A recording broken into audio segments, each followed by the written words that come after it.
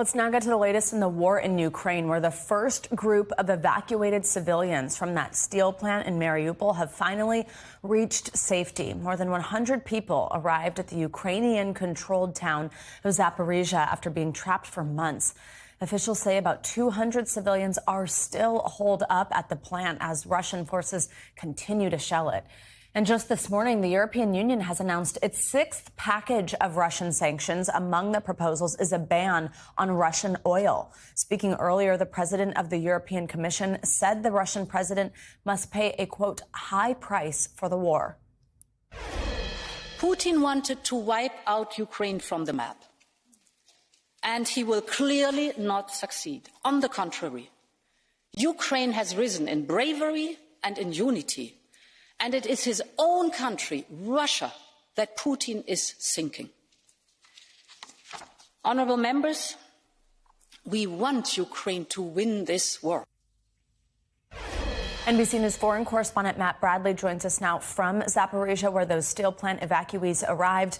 Matt, good to see you. So, the world has been watching and waiting to see what was happening in Mariupol and to learn the extent of what the people there went through. So tell us what you heard from these evacuees yesterday. How did they feel finally making it to safety? And what was the situation like inside that facility? Yeah, Joe and Savannah, we all know what the situation was like inside the facility. It was essentially underground in darkness for 2 months. And hearing those people describe it, diminishing supplies of food, restricted supplies of medicine and water, it was a really harrowing situation. And people that we've spoken with say that day to day, they just didn't know if they were ever going to make it out alive. The real issue that we keep hearing from people, and we've been interviewing them time and time again, I actually just stepped away from one, is that they all left someone there. If you were in Azovstal as a civilian, it was probably because you're the spouse, child, or parent of a soldier who now has to stay to fight. And that's one of the most heartbreaking things that we kept hearing over and over again. Last night, we spoke to a little boy, a 14-year-old, and he described having to leave his father in the plant as he was finally able to get out. And just today, we spoke with a mother who described having to leave her son. These are all people who now are watching on the news. Now they have access to all sorts of information.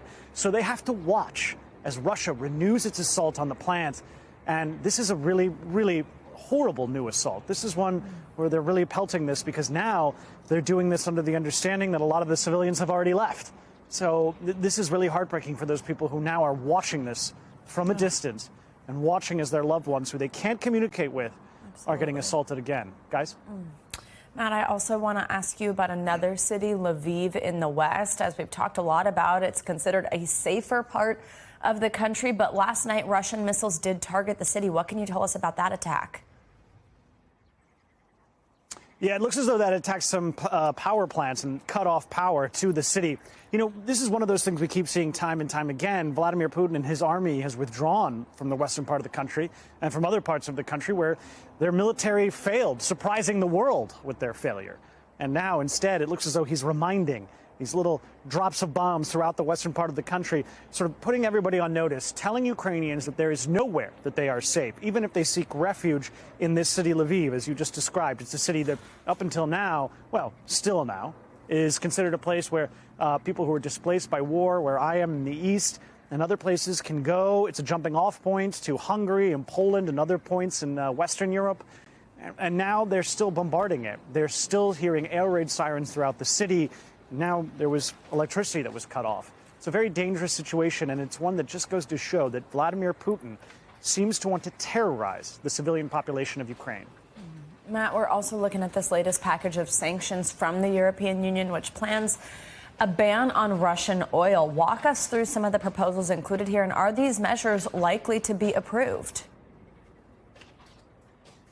Yeah, it looks as though they're likely to be approved because now the thing that really has changed is Germany. Germany's decision to really twist the screw on Russia and Vladimir Putin. You know, Germany, as we know, has been an outlier. It's been reluctant to really put it, to really pressure Moscow up until now because of their own economic interests and because of the political situation there. Olaf Scholz, he's a brand new chancellor.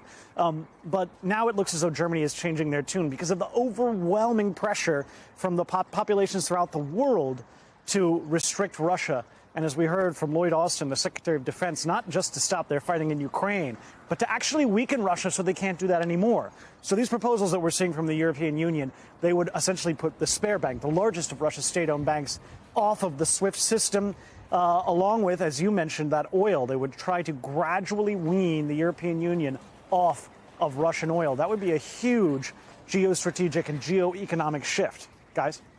All right, Matt Bradley, thank you so much. Thanks for watching our YouTube channel. Follow today's top stories and breaking news by downloading the NBC News app.